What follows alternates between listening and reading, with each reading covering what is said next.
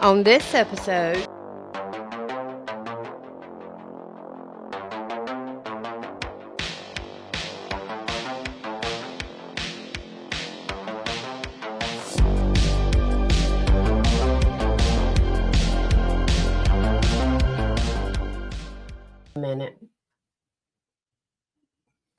It has been a minute. Welcome back. Thank you. I'm glad to be back. It is good to be back, isn't it? It is very good.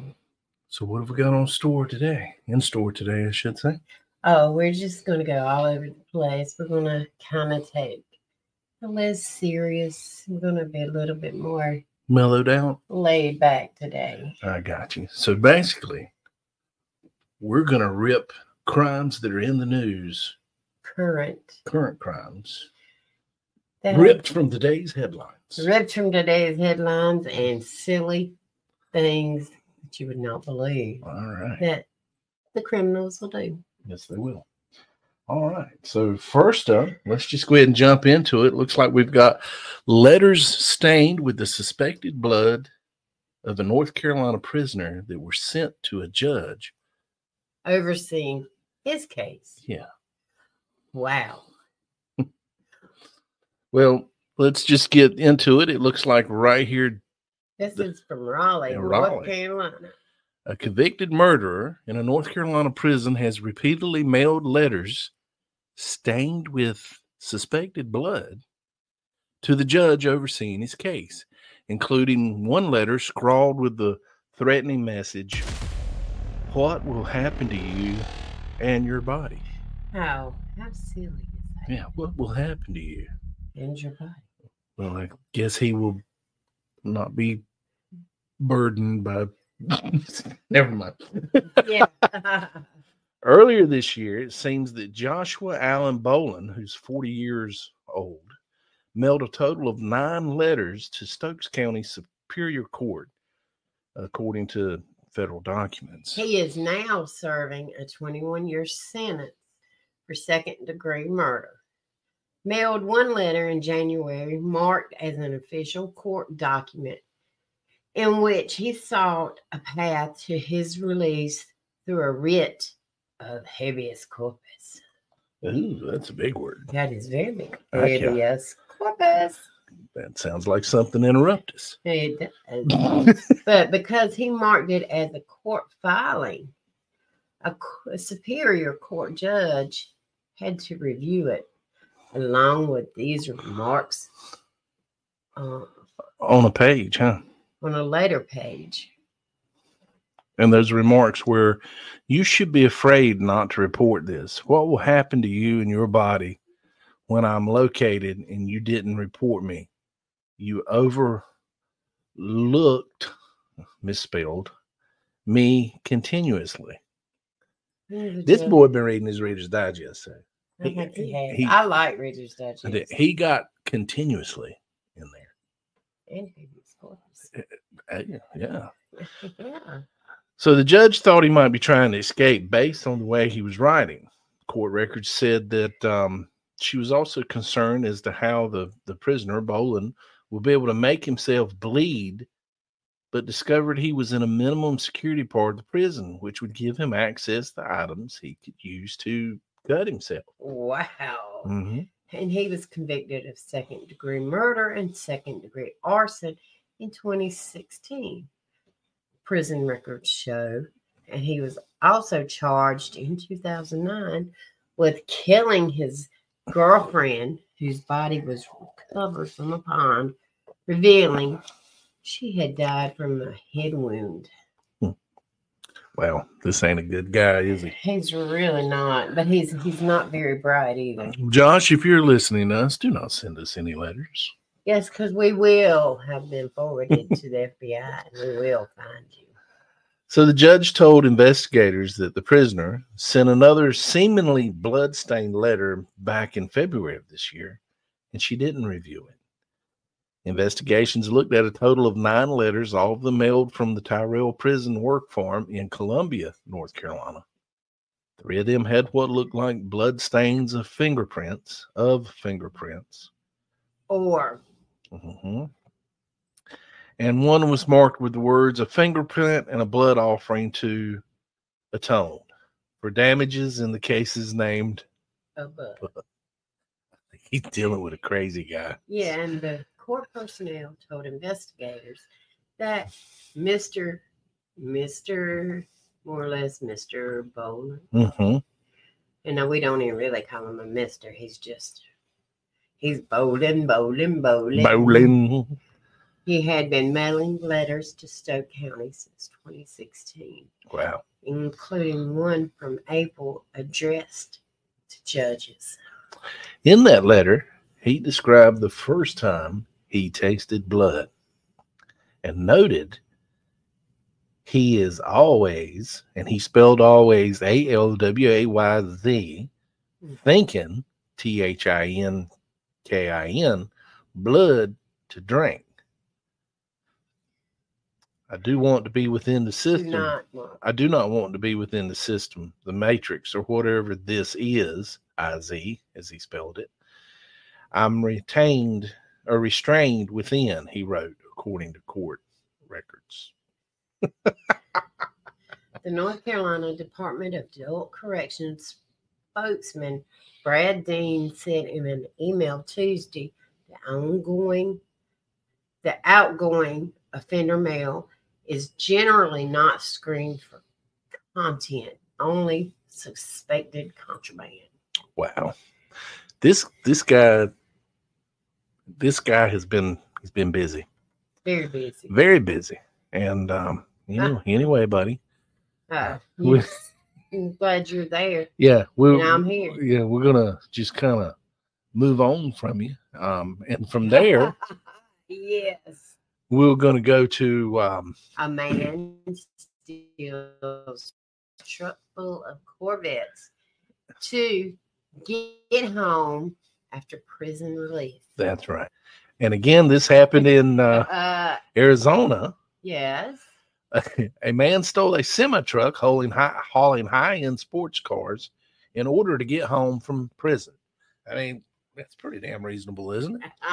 Well, yeah, sort of, kind of, maybe. But a deputy pulled over a tractor trailer carrying 10 Chevrolet CX Corvettes valued at over $1,250,000. Yeah.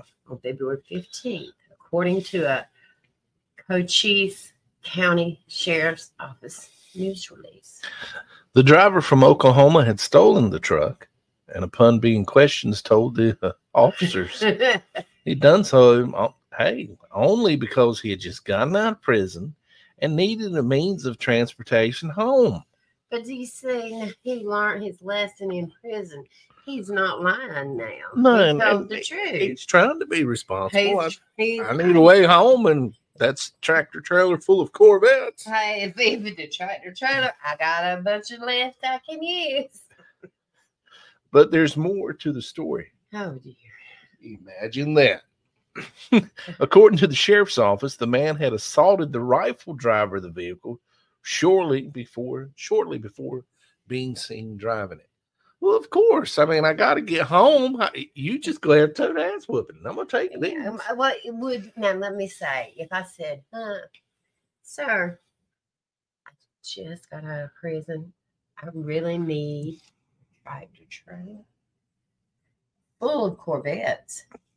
Could I use them, please? If not, I'm going to assault you. I'm sure that's how it went. I'm something to that effect.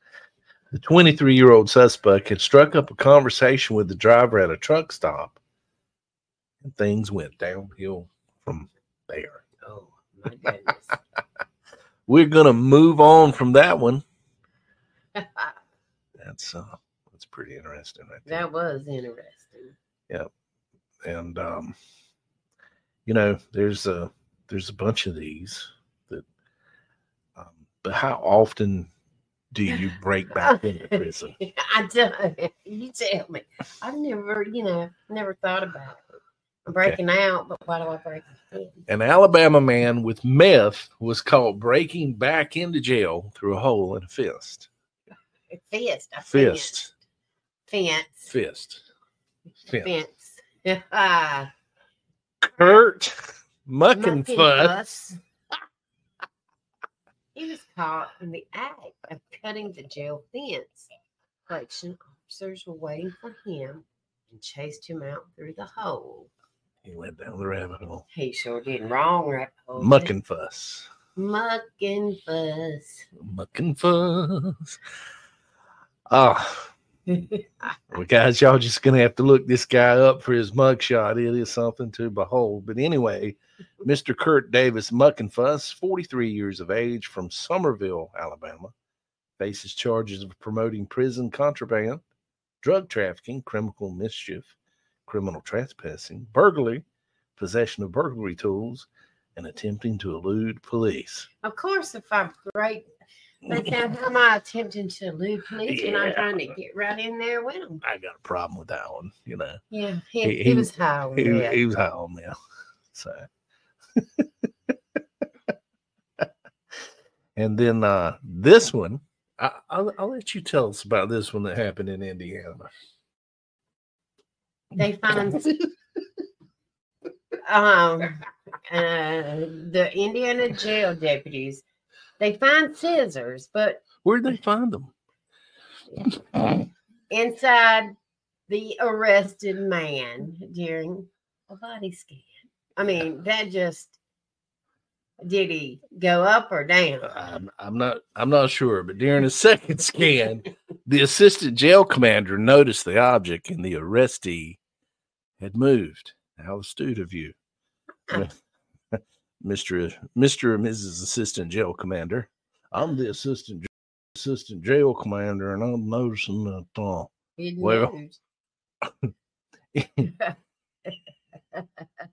found a pair of scissors. And yes, you read that right. Inside a man who was in the process of intake at the jail. The sheriff's office said the assistant jail commander of operations, Mr. Lieutenant Jeff Holt, was helping the jail deputies after completing the process of intake. Initially, the person arrested refused to participate in a body scan. That's not smart. That's going to make you even more suspicious. Yeah. Once he reluctantly agreed and participated in the scan, while reviewing the scanned object, the sheriff's office said Holt, and you know, Holt is the assistant jail commander. I love it. Inside.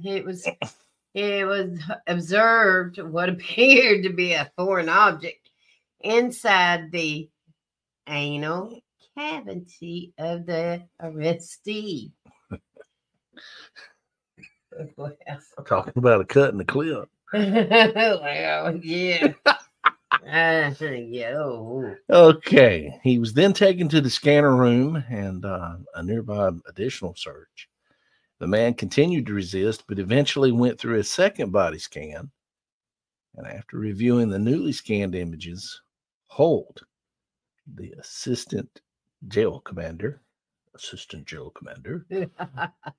noticed the foreign object. In other words, Holt, the assistant jail commander, he went, "Halt, I'm the assistant jail commander." And I noticed that foreign body object. He just happened to be there that day, and during all the searching and everything, he's the one that discovered it. He's moving up in the world. I believe so. He's not going to be assistant jail commander forever. He's going to be something different. Yeah, he's going to be the jail commander. Hell, he might have got promoted. And he also might be the sheriff one day. You never know. I mean, hey, you say we knew him when? Exactly. This guy come in here and he had a pair of scissors up his honey. Yes, he did.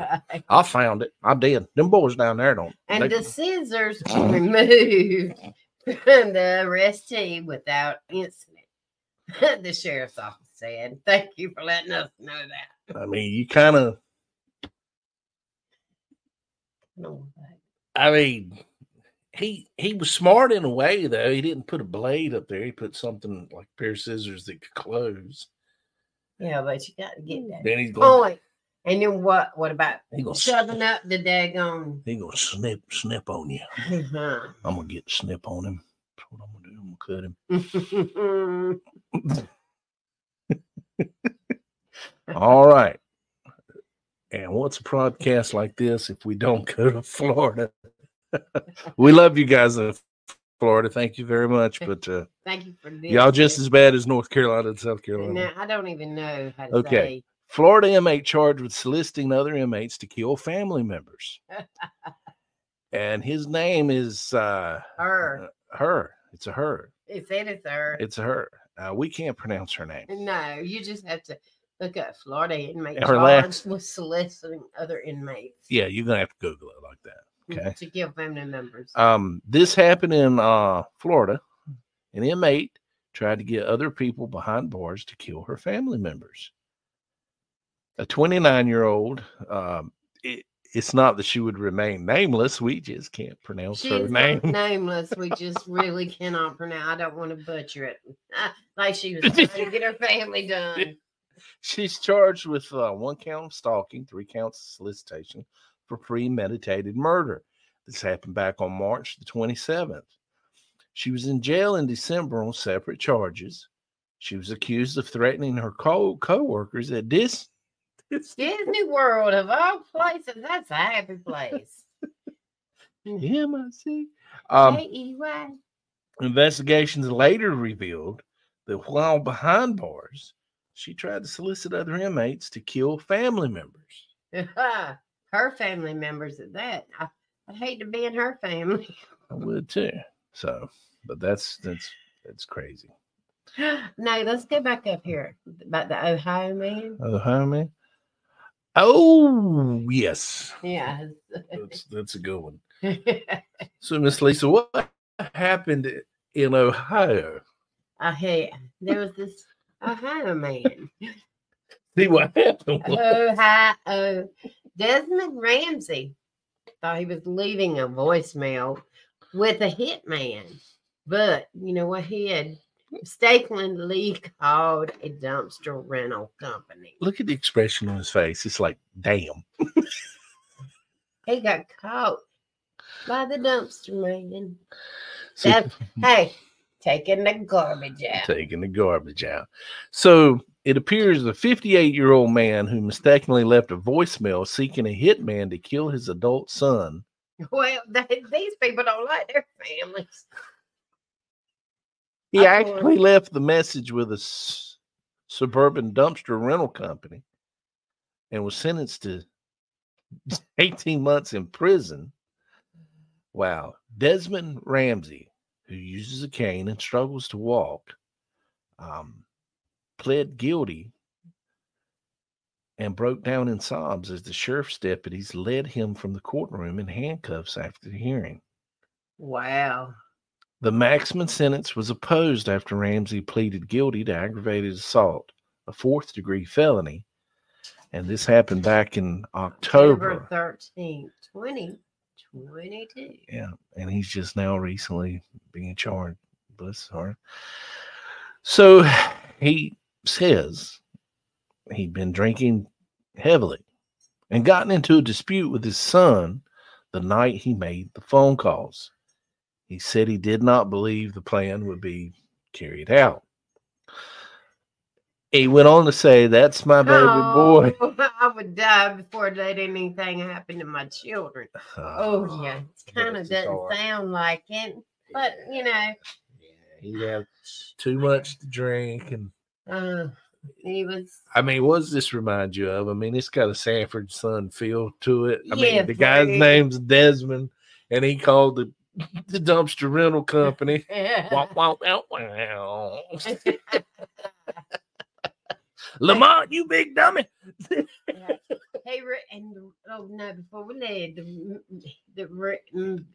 what's his name read a transcript of the messages aloud in court. In the first message, Ramsey called his friend Jesse and referred to himself as Jesse is a friend. Bobby then named his son 8675. Okay. It's a $5,000 hit on him. Ramsey said in the message, "I don't give a where he's at or what he's doing or who he be with. Kill that guy." After leaving a second voicemail that was blank, Ramsey left a third message asking his friend to call him back as soon as possible.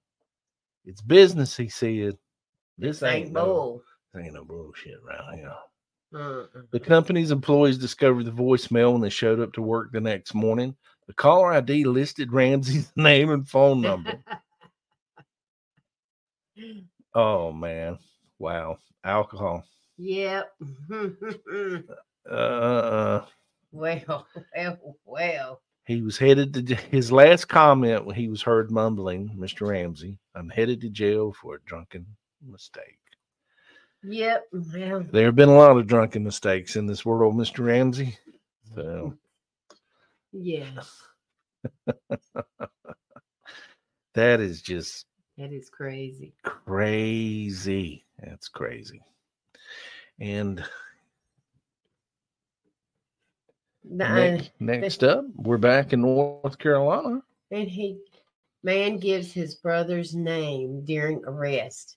Now 3 detention officers are charged. Wow. Yeah. That is crazy. Robeson County. Wow. How did we know that? Okay. Of course. A North Carolina man gave officers a fake name during his arrest, and now 3 jail workers face charges. When the man was taken into custody on the 25th of March, he is accused of lying and telling the officials that he was his brother, 40-year-old Jackie Hunt of Fairmont. Fairmont. At that time, Hunt was working for the Robeson County Detention Center in Lumberton, roughly 100 miles south of Raleigh. And it's just a month later, officials said an investigation revealed that Hunt and 2 co-workers booked the brother into jail under the bogus name, even though they knew who he really was. Wow, that's your fine outstanding right there. All 3 were arrested and charged with felony conspiracy to identity theft, aiding and abetting, and obstruction of justice, according to the Robeson County Sheriff's Office. Deputies in an April 20th news release didn't list the attorney information for Hunt, but on the other 2 jail officers identified 50-year-old Warren Phillips of Lumberton and 51-year-old Tina Jones of Pembroke. The sheriff's office said the event unfolded after a task force arrested Hunt's brother in connection to drug possession, driving while license revoked, and carrying a concealed weapon after a traffic stop. Wow. Wow. So much for brotherly love there, huh? You ain't kidding. Wow. Well. Oh, look at that one. This one? All right. This is good. And this is in El Paso, Texas. Oh, come on. Come on, go. The victim was... No, we've got to... Okay. We didn't do that, honey. Armed man forces woman to go to job interview with him. And guess where the job was? At a jail. Yes.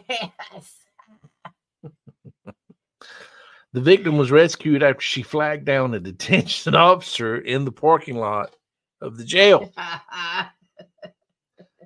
The Texas man is accused of assaulting a woman at gunpoint and forcing her to come with him to a job interview at a jail, police told news outlets. She must have been his good luck charm. You gonna go to this time interview with me? No, I ain't. Yes, you will. I will pop a cap in your ass. And I'll pop one in your eyeball. Police say El Paso resident Matthew Joseph Contreras, 25, assaulted a 23-year-old woman on March the 14th and held her captive. Contreras kept her against her will even as they crossed the New Mexico state line for a job interview wow. at the Ontario County Jail.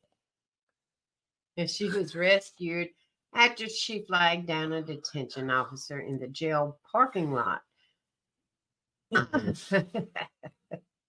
We got a wild one.